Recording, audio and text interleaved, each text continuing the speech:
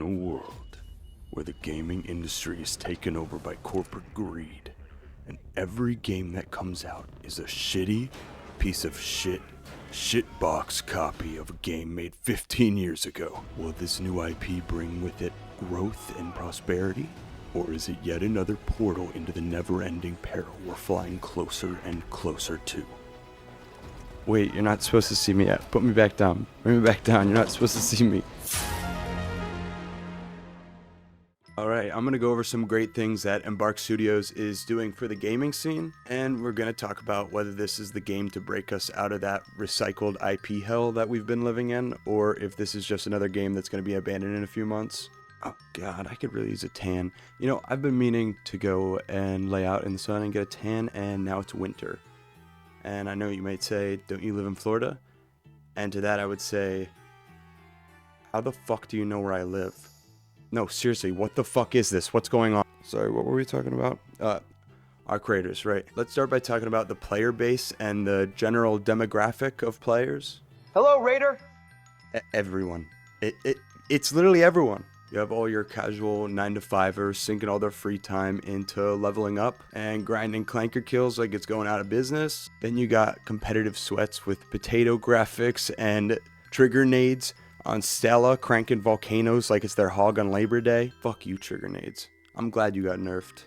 You should be nerfed by the time this video is posted. By the time I'm recording this, the nerf hasn't come out yet, but it's supposed to happen. And you, of course, have everyone in between, which includes but is not limited to fake friendly demons, shredder victims, I'm sorry, grapple quickscopers like what the fuck, a peanut? Yeah, we got a peanut, the carry, the carried, the poor souls that beg for their life after getting downed with enough loot on them to literally change their lives. I'm so sorry, it's happened to all of us, it's okay. And then you have me, the best out of all of you. Ow! Dude's got a haptic vest on. It's called Phantom Pain, okay? And it's real. Whoa, stop. Who told you to show this clip? This is not the one I wanted to show. Show the ones that I was talking about. Show the ones. That. Killed another one, killed another one. Funny. Another one to the right. No way, I keep dying! Preston's going crazy! I'm sorry, Preston. Heal yourself first! No. Got one. Oh, Got that step! Fuck! He leaves me again. Fuck with the bed! You get the bed! Alright. Now let's get back on topic. The devs implemented not only skill-based matchmaking, which I know, skill-based matchmaking, we all miss the days of Black Ops going 54-2 on Nuketown against some casual on his couch, but listen, times have changed, we gotta get used to that. But they also added an aggression-based matchmaking, which is like kind of my favorite thing in the world. So all of you that just want to get your quests done and just want to be friendly, you should be getting slightly better lobbies now. And to the rest of us fucks that shoot on sight, well, hey, we deserve each other, right? But I'm so down with this karma-based matchmaking. It honestly feels like an online RPG at this point, which, speaking of role-playing, putting all these different types of players into one game, it genuinely feels like a social experiment, like they're trying to test us and get us ready for the end. They might just be trying to test us out just in case we get EMP'd, and then the 15-hour-a-day screen time Andes get to just go out in the open for the first time. Okay, enough about the players though. I get to deal with them every single raid. Let's talk about the devs.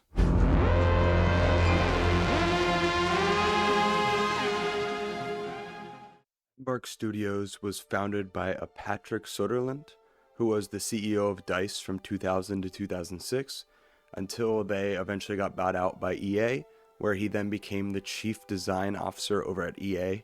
And he stayed in that position until 2018, when him and some others decided to leave the company and start Embark Studios. They're generally after cutting edge tech to develop games and just generally utilize more ways to make game development more accessible and easy for anyone to do. Not just to smaller teams, but for everyone. They do stuff like fly out to Iceland to take random scans of nature to add into their game. And a quarter of their team is right now just working on ways to streamline video game development. They're doing stuff like adding free programs to Blender that anybody can use. I definitely recommend looking into that if you've ever been generally curious about making video games. I think their main goal is to just have games made by gamers again, not by megacorps on an insane timeline. Now, let's just get straight to this. They did use procedural tools and AI, which is usually enough to make me just avoid a project altogether. However, from what I can tell, they used these tools as a general shortcut for the tedious parts of making the game so that they could focus more on the bones of it. Usually a game development studio will use these tools to streamline the process so that they can just pump out video games for $70 every single year to make the shareholders as happy as possible. However, in this case, it feels different. It feels like they really are just using that stuff to make games with a small team so they don't have to keep expanding and end up in this same snowballed giant conglomerate that they were in at EA. Now, all of the ground arc, at least the ones with spider-like legs, they actually had to teach themselves how to walk using AI, which I think is kind of the funniest way to use AI in games. That's why so many people have these uncanny moments in game where they're staring at an arc, learn how to walk with a missing leg, and it doesn't feel real. It feels like they're learning in real time right in front of you. They're not actually, it's just using muscle memory from when they did have to learn how to walk. It still scares the fuck out of me though. The other use of AI in this game is the voice acting, which... Hello, Raider! I know, that really grinds my gears too. However, in this case, they actually hired voice actors and just had them record their voice in a booth and took that voice and created the AI voices off of it. So at least somebody is still getting paid. They're not fully losing jobs over this.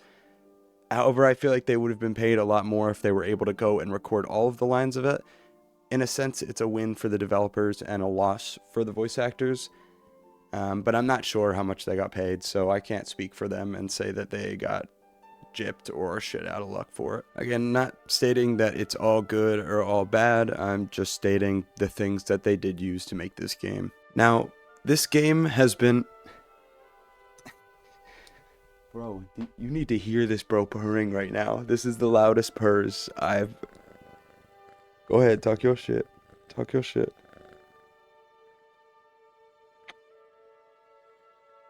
This dude.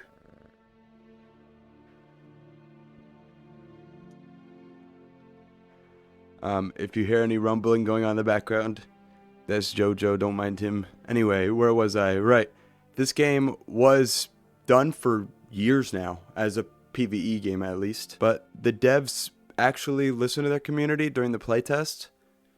The game was kind of boring. And so they continued to work on the game and ended up creating a PvE game out of it. There seems to be a trend of games that go the PvE route through development and then end up adding PvP later that often works. What's that? Am I wearing my pajama pants that my girlfriend got me for Christmas because you guys can't see my bottom half? How do you know that? No, seriously, what the hell is going on? Oh, you were asking why the PvE first games generally have a good track record? Yeah, that makes more sense. For sure. It usually just means that the base game was a lot more fleshed out before they ended up adding the other mechanic. Okay, he's gonna take down the green screen, bro. He's gonna actually do it. Dude, do not climb that. Oh no. It generally means adding PvP into an already built PvE game, rather than trying to tackle both of them at once. Most games are kind of really lacking in one department or the other when it comes to these PvE games. Either the PvE is just tired and tries absolutely nothing new, or the PvP is just the skillless, mechanicless, least competitive PvP you could have added in. And at that point, at least for a guy like me, what's the point? You know, what's the point of that?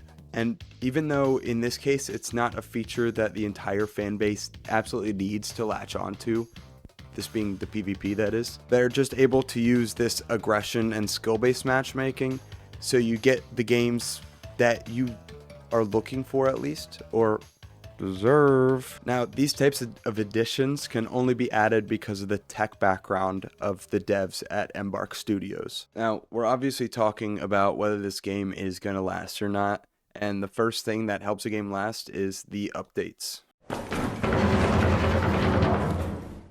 And I think as long as they keep adding all these new updates, adding new maps, new weapons, and they keep continuing to balance all of the weapons and the trigger nades, then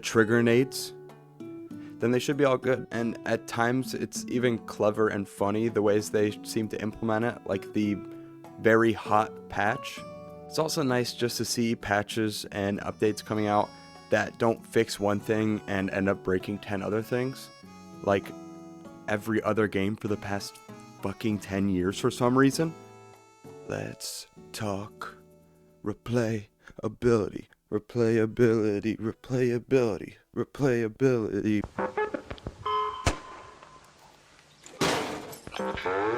I think the expedition has been the perfect answer to just general player and server wipes. It feels like it gives everyone a chance to go through a wipe if they want to, but it doesn't force anybody to do it. And it keeps everyone, for the most part, on a level playing field, so nobody gets too far ahead. If you do get too far ahead, usually you end up just doing a player wipe anyway.